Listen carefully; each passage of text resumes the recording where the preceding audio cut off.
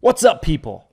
Welcome to the Seven Figures or Bust podcast, episode 27. My name is Christian Brindle. I'm your host, and I'm excited to bring you another show helping you grow your business to seven figures and beyond, okay? So seven figures or bust, my friends.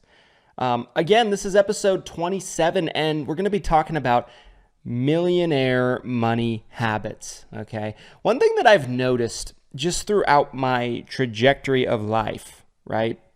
Growing my business, but also through my travels, through knowing certain individuals and knowing people in general, is that there is a absolute finite amount of people out there that have really good information and knowledge on financial education.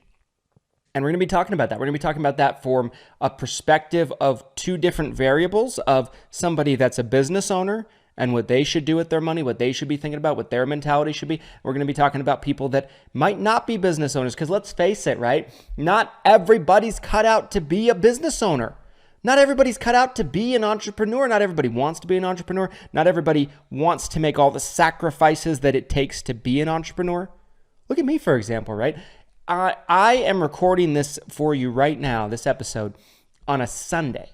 Transparency there, right? On a Sunday where I could be hanging out with my family. I could be hanging out with my child. I could be hanging out with my wife. I could be out doing something fun.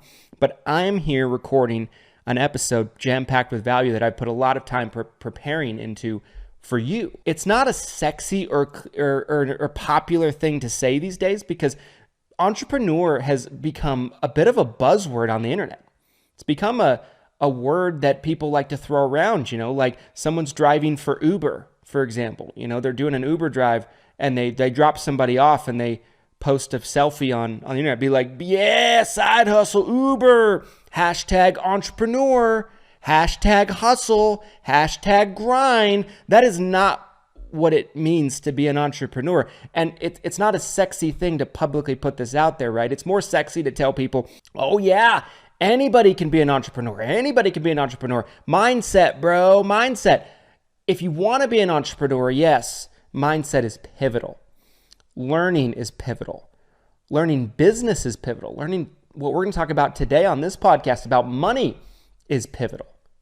Learning marketing is pivotal. Learning management styles is pivotal. Learning business structure is pivotal. It's all pivotal. And guess what about most of the things that are pivotal? They're not exactly fun or sexy to learn. They're not fun like popping on a motivational video, motivational speech of some kind, and getting all motivated. A lot of it is strategy, X's and O's, and boring shit. Facts, right? And so not everybody's got to be an entrepreneur.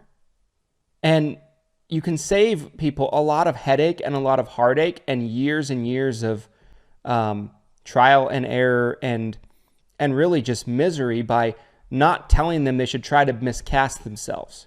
Of course, this is probably a topic for another day, but I wanted to kind of break that down because a lot of people are probably better off working for a company, being part of a company, being an important piece in a company, and growing with that company and becoming, very successful within that company. That is a pathway that there is nothing wrong with taking.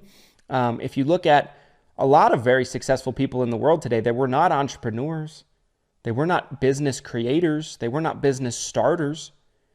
Let's face it, right? There's not a lot of people out there that are meant to be a one.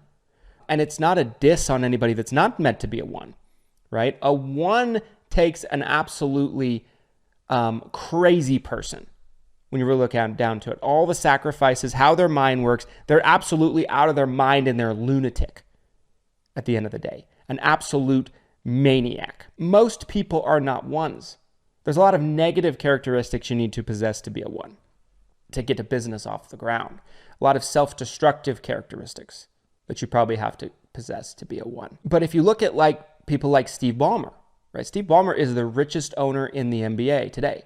He's richer than all the other owners that are entrepreneurs, but he was never an entrepreneur. He didn't found Microsoft. He didn't create Microsoft. He was an employee in Microsoft, worked his way up into a position of authority, and became unbelievably wealthy through Microsoft. But he wasn't an entrepreneur. So think about that for a second, right? All of society and pop culture when they've kind of, wrapped their tentacles, if you will, around entrepreneurship, is tried to push to you, the only way to be successful is to be an entrepreneur, and it's not true.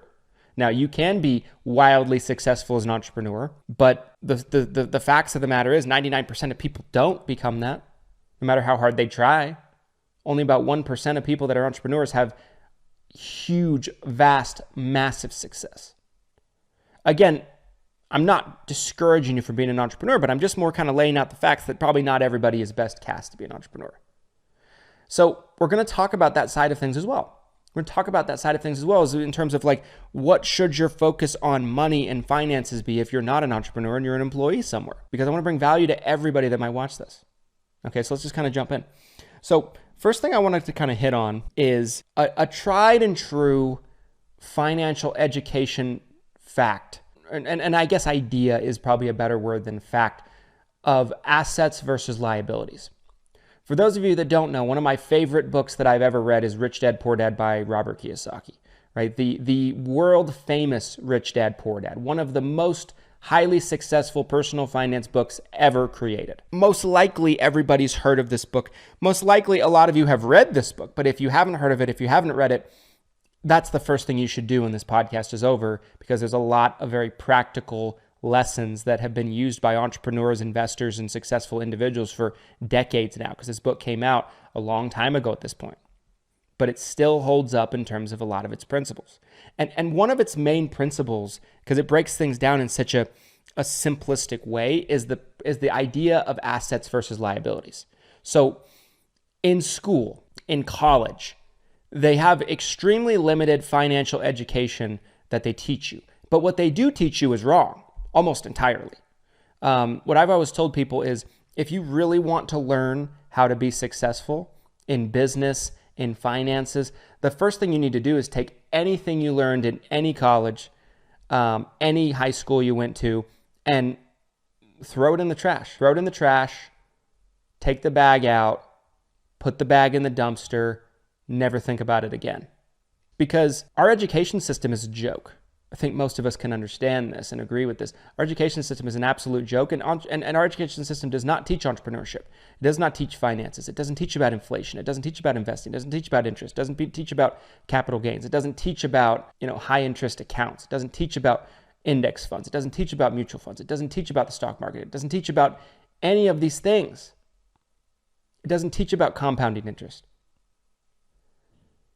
And why is that? Is it because everybody that puts things into motion is stupid? No, I don't believe that. I kind of have more of a conspiratorial view on it than that. If I'm going to put my tinfoil hat on, I personally believe that the powers that be don't want that information put down into the people. I think that there's been a lot of examples throughout history that a less educated population is easier to control.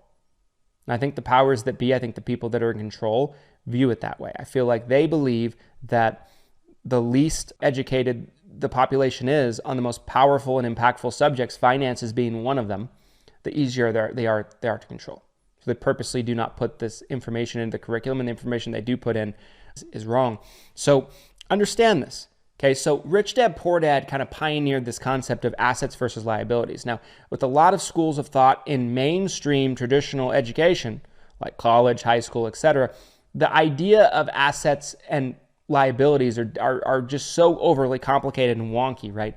Things that lose you money is looked at as an asset. But in Rich Dad, Poor Dad, they make it incredibly simple. And this is actually the way that I feel like everybody that wants to get their money right should look at it. It's how I look at it. Assets versus liabilities. An asset is defined in the book as something that pays you, something that makes you money. Period. Point blank. So what's an example of this, right? My car. Is my car technically an asset? Well, in the mainstream schools of thought it is, because it's worth something. I could sell it. I could get something for it, right? But in the Rich Dad, Poor Dad sense, it's not, because it doesn't make me money. Now, if I'm driving for Uber, it's an asset. If I'm renting my car out, it's an asset. But if I'm just driving my car around, it's a liability, because it loses me money. That's the definition of a liability. It loses you money. My business is an asset. My business generates money. My books that I have on Amazon are an asset. My stocks are an asset. If I had a rental property, that would be an asset as long as somebody's in it. If somebody's renting it, if I have a tenant, if I don't have a tenant and it goes for months and I have no cash flow, it's then a liability. Simply put, assets, liabilities. Assets pay you, liabilities take money from you or don't pay you at all. Period, point blank. And so when you look at it kind of from that perspective, it really kind of simplifies the way that you do things. And in Rich Dad, Poor Dad, one of the really famous lines that they say in there and kind of is spelled out is the difference between rich people and poor people is rich people spend their money on assets and poor people spend their money on liabilities. Simple, right? Simplistic. Beautifully simple. And when you look at it from that perspective, and then once you really understand that and embrace that, your whole life can change when it comes to money and finance. And we got a lot to cover, so let's kind of keep trudging along here, okay? So what are assets that you can spend money on as a business owner, as an employee, right? What should you be actually doing with your money? This is something that people ask me all the time. What should I actually be doing with my money? So if I'm a business owner, this is the way I would look at it. If I have available money and I have available free cash flow, now it gets to a point where your business is doing so well, you're making so much money, you can kind of do some other things outside of it. But if you're making $100,000 a year, if you're making $200,000 a year, if you're making $50,000 a year, if you have any free cash flow, any money, is it good for you to put that into the stock market or an index fund or a mutual fund? No, absolutely not. It should be going back into your business, your greatest asset. Your greatest asset could be marketing, could be a new system, could be hiring another employee, something that you probably financially are afraid to do. It's risky. Yeah, that's exactly the point. That's the point of being an entrepreneur is you take risks. If somebody doesn't want to take risks, get out of the game. I remember I had a call years ago with an individual, an insurance agent, and I was explaining to him, he wanted to learn how to market and run Facebook ads. He had, traditionally never spent any money in his business, and his business was mediocre at best. So I explained to him, you got to spend money. You got to operate like a real business. A real business spends money, takes risk. And he's like, well, that's not what I've heard from gurus online. I should never be taking a risk. I should hit home runs every time. I'm like, well, that's a scam. That's somebody trying to sell you a course or something like that. In anything you do, in his case, he wanted to learn how to market. You want to learn how to market? You have to be willing to put yourself out there and learn. Put out an ad and put some money behind it and risk it not performing. Nobody can 100% certainty tell you if an ad's going to work. And there is no such thing as an out-of-the-box ad. It doesn't exist, no matter how many people are trying to sell it to you. If you really want to get good at running ads, let's say Facebook ads, for example, the best thing you can do is embrace trial and error, testing, putting out an ad, testing it, taking it back to the drawing board, tweak it, run it again, take it back to the drawing board, tweak it, run it again, trying different things, A/B testing, looking at your analytics, seeing what actually isn't performing in the ad.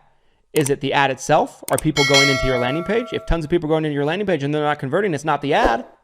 It's the landing page. The landing page isn't converting them. The ad's doing its job. The landing page is getting people into the funnel. The funnel isn't converting people. So if you look at these analytics, you can actually test these things. But these are things you learn over time. For me, I've been learning how to market, and it's an ever-growing, ongoing journey, right? It's a journey that never ends if you're a marketer. And an entrepreneur too. You never stop learning. But it's a multi-year journey. For me, I've been learning how to market myself and run ads and advertise for 6 years. So sometimes so many people are lazy. They just want out-of-the-box ads and marketing ideas. They're just lazy. Marketing ideas should be there to inspire you, to give you an idea, but ultimately you're the one that puts it together and tests it. So yes, risk. But you put this back into the business, okay? The last 20 years, the S&P 500 had an 11% return on average when you invested, again, into, let's say, an S&P 500 index fund under the stock market. If you're not familiar with that, S&P 500 is the 500 largest by market cap companies on the market, on the stock market, okay? You invest back into your business, your returns could very easily be 100% and maybe even more, 500%. I've had returns in my business of 1,000% on spending money back in my business. But that didn't happen all the time. There were times that I've lost money. There were times that I struck out on something, but what did I do? I didn't lose. I learned. I didn't lose. I learned. So I'd be better positioned next time to get 100%, 500%, 1,000% return on my money. So if you're a business owner, if you have extra money, you absolutely need to be putting that into your business.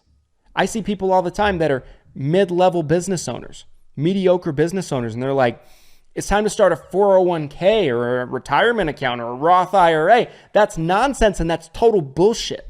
That's a scam if I've ever heard one, because you're locking up your money for decades in some cases. You can't touch it. It grows, but it could grow so much faster if you just put it into your business, right? I think about your business as like a little flickering flame, like on like a campfire, and you're pouring lighter fluid into it. You're pouring gasoline into it and watching that flame explode. That's what putting money and risk into your business does, okay? So if you're a business owner, there's no question. Now, eventually you're going to get to a spot where you're a business owner and your business is doing well enough that you can start investing into other places, and that's okay. Other business owners invest into other things. But what most people don't understand is they didn't do that until they were massively successful and rich. You're broke. You're broke. You're not going to do that yet. Multiple streams of income, bro. You're dumb if you talk like that and you're broke. Point blank. All of the most successful people in the world, name me one, there's no exceptions. All the most successful people in the world scaled and drove up one income source until it was massive, and then they started to diversify. Diversification is a lie until you have one massive income stream. I'm writing a book on this right now, so it's kind of a hot button for me, but it's absolutely something that you need to hear, okay? Now let's kind of flip it a little bit, right? Let's say, what if you're an employee? What if you're not a business owner, you're an employee? What should you be doing with your money? Well, if you're content working for a company and you feel like there's potential for you to grow, which is a beautiful thing, there's nothing wrong with that whatsoever. At that point, it is better to invest into other things like the stock market, like real estate, etc. Right? But you're putting your money into assets and not liabilities. So for example, right, if I am a motorcycle collector and I love motorcycles and I have excess money, I shouldn't be going out and buying a bunch of motorcycles. Now, there's a point where you have enough money and you can reward yourself. We're going to kind of come to that in a little bit. But if I have excess money, I'm going to invest that into something that can pay me. A stock that you buy that could pay you a dividend, or it could be a growth stock that could go up in value substantially. If you don't put the time in to research stocks, you can put it into something that's known as an index fund. What's an index fund? An index fund is essentially a fund that is a collection of a multitude of different stocks. You could even put one into an S&P 500 index fund where you're buying a share of the index fund. It's just like buying a stock of a company, a share of a company, but you're buying a share of the fund. And you'll have immediately, like that 20-year trajectory said, an average of 11% a year in growth, right? That's a set it and forget it kind of thing. You don't have to research the stocks. You don't have to study the stocks. It's set it and forget it.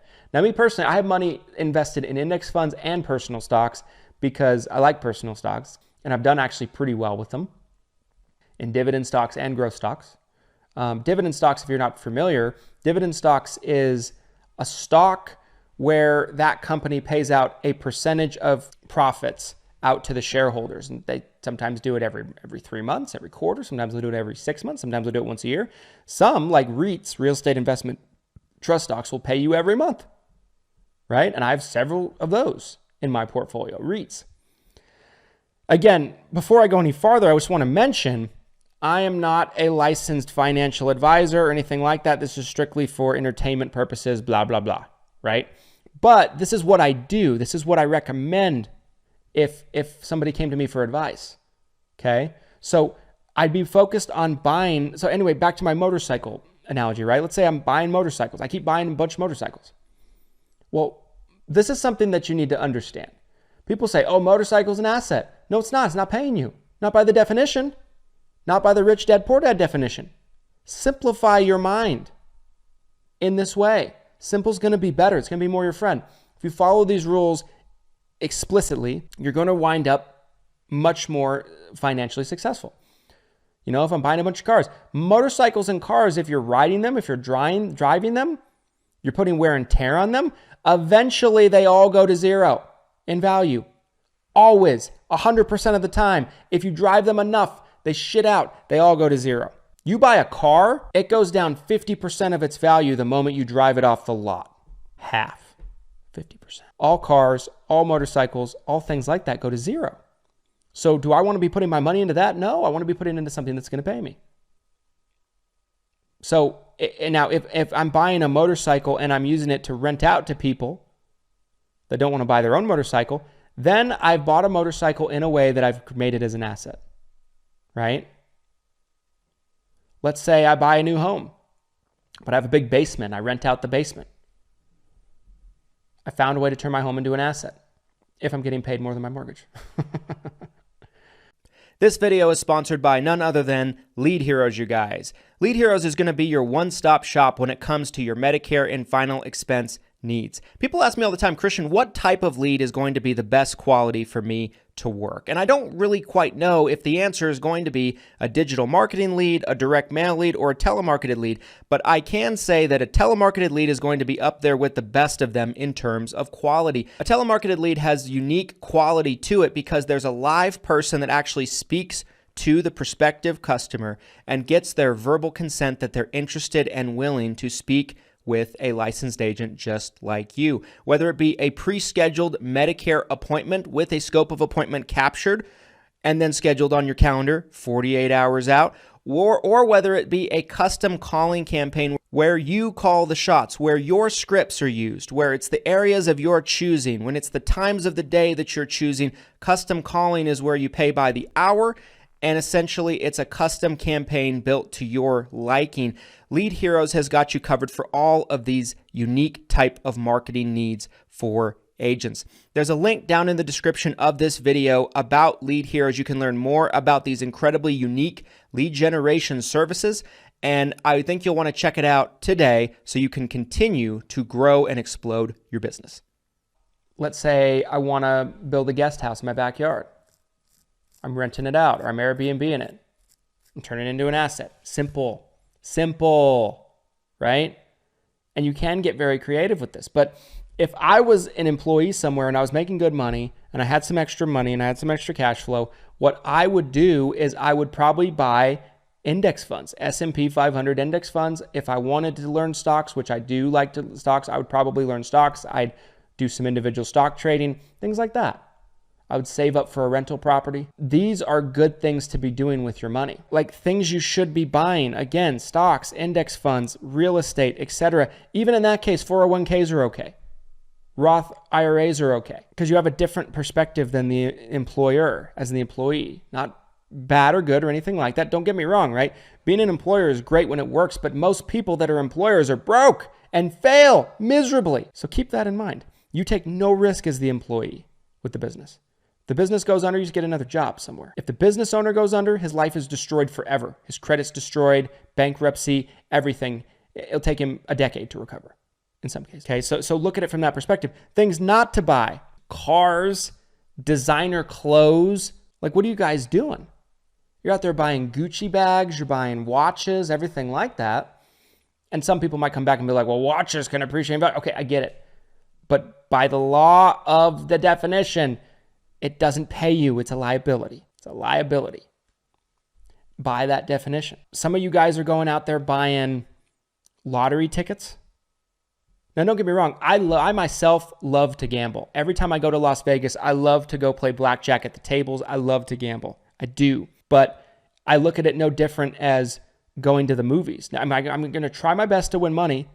But if I go 10 times, I might win 2 or 3 times and I'm going to lose the rest. And I'm going to end up overall down.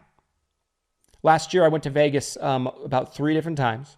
I live about 6 hours away. I went one time, and I put up $300 on the table. I played for multiple hours, lost a little, but then I got on a hot streak, and I started doing well. I walked away from the table with $900. So went from $300 to $900. Great, right? I won! I come back 2 or 3 months later with my wife, was down $1,000. By the time we were done. So everything I made, I gave back to the casino with interest. The house always wins long term. And same goes for things like lottery tickets, right? Now, if you have extra money and you're doing extremely well financially and it's more of an entertainment thing for you, then look at it as an entertainment thing. Like you're going to the movies or something. I don't go to the movies expecting to walk out with more money in my pocket than I walked in. That's how you should look at gambling. And it's not a way to make money. And in fact, buying lottery tickets is the stupidest thing you can do with your money. Absolutely stupid. You have a better chance of being struck by lightning than winning the lottery. That's the facts. That's the stats, the statistics. So successful people don't buy lottery tickets. They don't buy designer clothes. They don't buy all this shit. They buy things that are assets. Another thing you should be doing, this goes for everybody, no matter whether you're an entrepreneur or an employee. Don't buy things you can't afford. You know how many times I see somebody that's broke offering to buy me dinner, or buy a group of people dinner, or buy a round of drinks at the bar? What you doing? You're broke, son. Don't pay for dinner or drinks if you can't. It's okay to enjoy the fruits of your labor, but not until you've made it. Putting the cart before the horse at that point. So understand it's okay to be frugal and save, but don't save just to save. What happens when you save your money? Inflation eats away at it, right? So every day you keep your money in a regular bank account that's 0.001% interest, you're losing money, right? So that's bad as well. Just saving your money and letting it sit there forever. It's better to save than to waste it on bullshit, but it's not much better because inflation eats away at your money. In 10 years, it'll be worth significantly less than what it is today. So what should you do? Well, you should save, not save to save, but save to invest. Save until you have enough money to where you can invest into something. Have an investor's mindset. Probably one of my favorite personal finance investing books of all time, other than Rich Dad Poor Dad, is a book called The Richest Man in Babylon. If you haven't read that, highly, highly recommend The Richest Man in Babylon. It goes over this very well. But if you're going to save and you have to save, there's 3 different ways you can do it. If you're going to save, put your money into a CD for 6 months, 12 months. Tie it up. Right now, you'll get a 5+% interest rate on that. And that will at the very least keep you up with inflation. Relatively. Put it into a high interest checking account if you don't want to tie it up. There's lots of internet banks that are high interest checking accounts. The one that I personally use that I like a lot is called Ally Bank. They've been around a while. They're a publicly traded company. I own stock in them. And I have a checking account that is like 5.1% interest rate. I can take money in and out whenever I want. I have a money market with them as well that's 5.2 at the time of recording this. And that's just for camping my funds in there. Any savings that I have.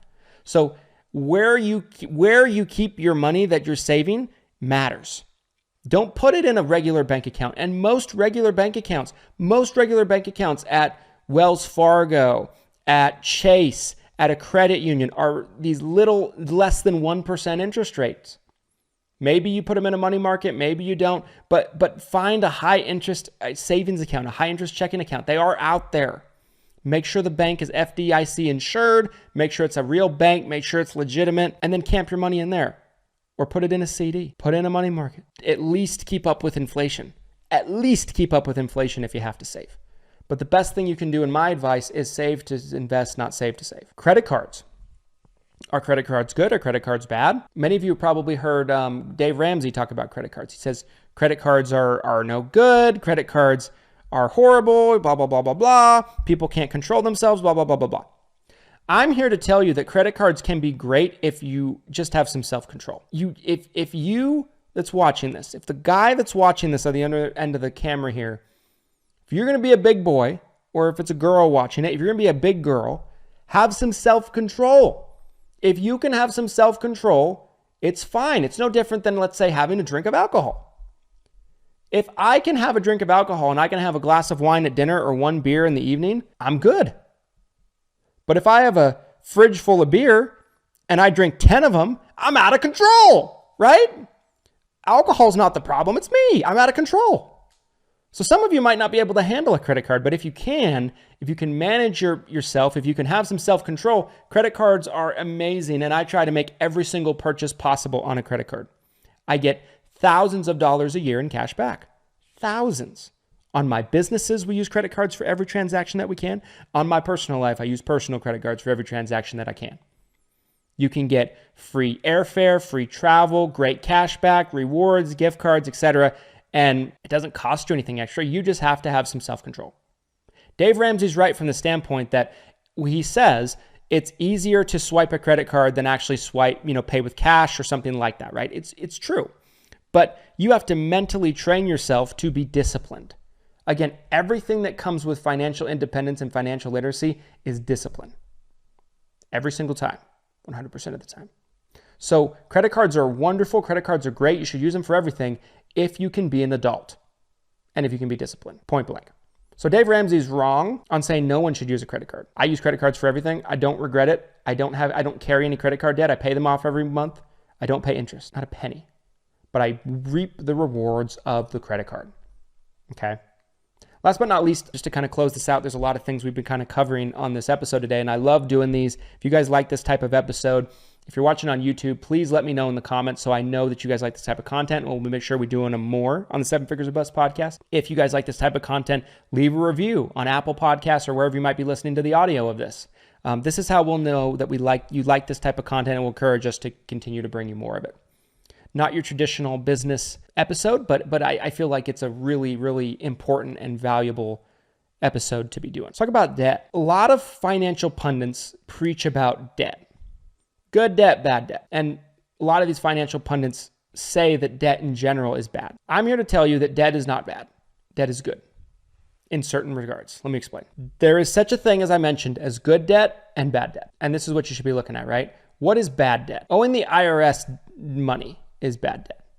Owing your credit card company at 15 to 25% interest is bad debt. Taking out a personal loan from like a Czech city is bad debt. Things like that are bad debt. Pay them off as fast as possible. Student loans are bad debt. What about your mortgage? Is your mortgage bad debt? Depends on who you talk to. But some of you have bought houses 5 to 10 years ago and you have a 2 to 3% interest rate. Is that bad debt? I would say no, because it's almost free money at that point. Very little interest you're paying. To me, if my house is, let's say, worth $400,000 or $500,000, my house is worth more, but let's just hypothetically say, and I have a 2% interest rate like some of you do that have been paying on it for a while. If it takes me, let's say, $400,000 to pay off my house, and I'm going to save that up and I'm going to dump that in, you know what I could do with $400,000 if I put it into my business or I invested it? I'm going to make way more than 2%, and that's what you're saving on the interest if you pay it off early. So don't pay it off early. Make your monthly payments. Refinance when it's in your favor. Lower your payments. Now, if you have a crazy interest rate, an extremely high interest rate, like if I have debt on something and it's 8, 9, 10, 11%, I might try to pay that off early. But again, me looking at it from a business owner's perspective, let's say I have a piece of debt that's $10,000 and I'm making monthly payments on it and my interest rate's 9%. Am I going to make more or less than 9% investing that into my business? Obviously more, right? If I know what I'm doing, which I do because I'm a seasoned entrepreneur, I'm going to spend that on my business. And that is a really good way to look at debt. Now, it doesn't mean you want to get yourself into a hole with debt either. Like car loans. Are car loans good debt or bad debt? Bad debt. Bad debt every single time. Okay, so I'm in favor of paying off debt to a certain degree. Now, should you take debt out into your company if you're a business owner? Yes, you should. I've done it several times. I'm about to do it again to make a purchase for my business. And this will be almost a $500,000 loan that we're doing. We're working on it right now. Our interest rate on it's going to be 9%, but our return is going to be well over 9%, significantly over. So you can do something that's called leveraging debt. Leveraging debt to where your interest rate is so, your monthly payment is so, but the additional revenue to your business is this. It's double what that could be. It's triple what that could be. So debt is a good thing. It's a weapon that you can use for your business, but you just have to be smart about it. High interest rates, if you can help it, are not good. Personal debt with high interest is not good. There's a lot of people in this country that are being eaten away by credit card debt. Get out of that. Pay that debt off. That's bad debt. Car payments, bad debt. If I'm living in a house and my mortgage is really high and my interest rate's really low, but my mortgage payment's high, say I have mortgage insurance or something like that, I can get behind putting a little bit of extra money into that to get rid of that. Debt can eat you alive, but if you are building your business and you have good cash flow, debt can be a tool to allow you to grow faster. And all large businesses do it. You look at any company that's a publicly traded company in the world, they have debt on their financial sheets, their financial reports. It's true. Look at them, any of them. Google, Amazon, Disney, Netflix, take your pick. Walmart, McDonald's, they all have debt on their balance sheet. Why don't they just pay it off? Because they understand they're better off investing that money into their business, because the business will build more of a return than they'd save on paying off the debt. And with that, my friends, we're going to put this episode 27 to an end. I hope you guys enjoyed this so much. Again, if you enjoyed this episode, the only way we're going to know about it is by showing us some love. Leave us good reviews. If you're watching the video on YouTube, comment your thoughts down below. Smash the like button for the YouTube algorithm. It's going to help so many more people find this episode. And we'll see you guys next time. Here's to your journey to building your business to 7 figures or bust. Thanks, everybody. Next time, we'll see you.